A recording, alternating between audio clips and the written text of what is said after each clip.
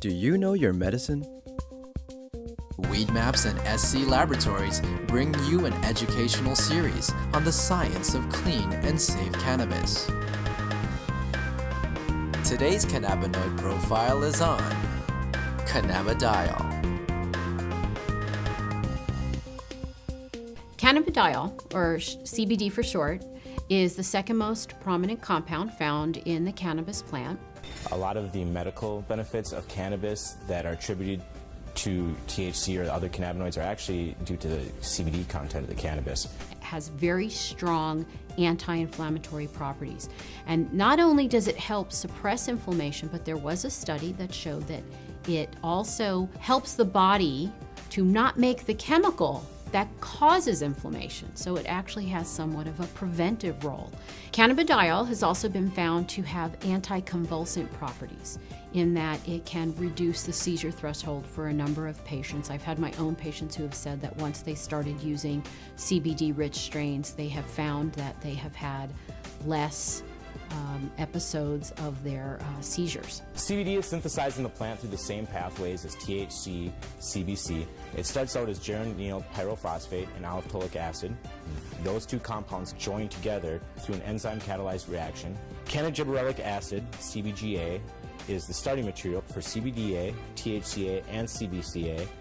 So CBDA synthase, if it's found in large enough amounts, will take this cannagibberellic acid and make it into cannabidiol carboxylic acid, which is CBDA.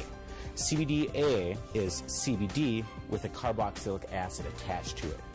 Now, with heat or through time, this carboxylic acid will naturally release from the compound as it is very unstable and become CBD.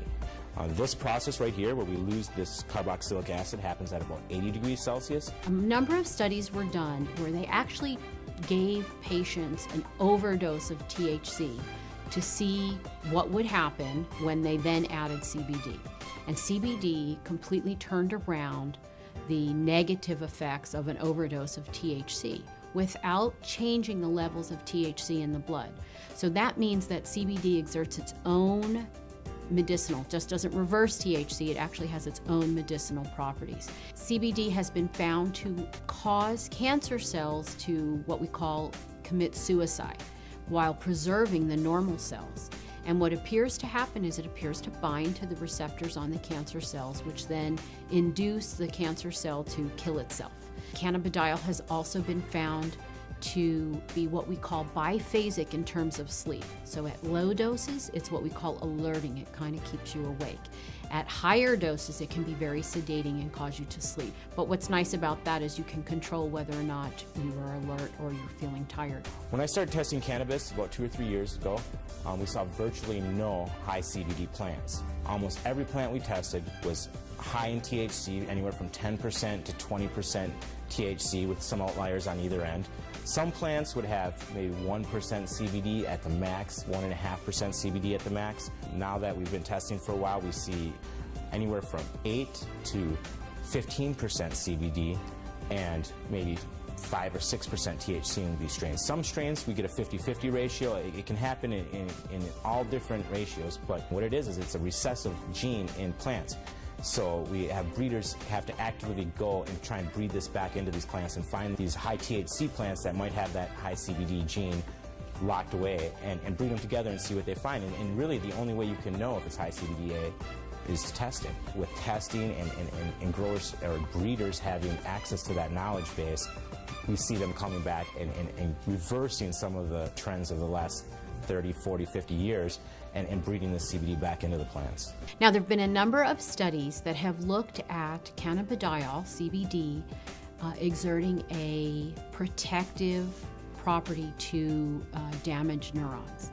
And it appears that in the studies, CBD protects the nerves by inhibiting the process by which nerves are damaged. CBD has also been shown to protect against brain injury. When patients or lab animals have had a brain injury, CBD appears to protect the brain from damage that occurred to the nerve cells. The studies have shown that it can actually fight MRSA, which is methicillin-resistant Staph aureus, a notorious bug that is resistant to a number of antibiotics. A topical application of cannabis was able to fight the infection, and the MRSA was eradicated from that infection site. SC Labs tests for CBD with a high-performance liquid chromatograph, also known as an HPLC. There's two different ways you can test for cannabinoids. It's either with an HPLC or with a GC. If you hear of someone testing with other methods, it's probably not a scientifically validated method. But the problem with the GC is that the GC uses heat to test for these cannabinoids. And as I said earlier, all the acidic cannabinoids are very sensitive to heat. So the GC can give you no information about the acidic cannabinoids. It can only tell you about the non-acidic cannabinoids. The heat is decomposing these compounds. It's definitely decarboxylating all of them. And you're trying to measure it as these compounds are in a state of flux.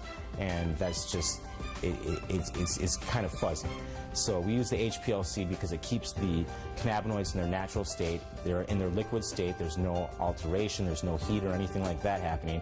And so we get a much more accurate and a much more realistic picture of what's actually in the sample that we're testing. One of the important things for people to understand about cannabidiol is it is not psychoactive. That means it does not change your mood, your mentation, the way that THC has psychoactive properties and can actually cause what we call the high. CBD does not do that. For patients who are not interested in the THC effect but are interested in the CBD effect, this is a terrific choice for them to have.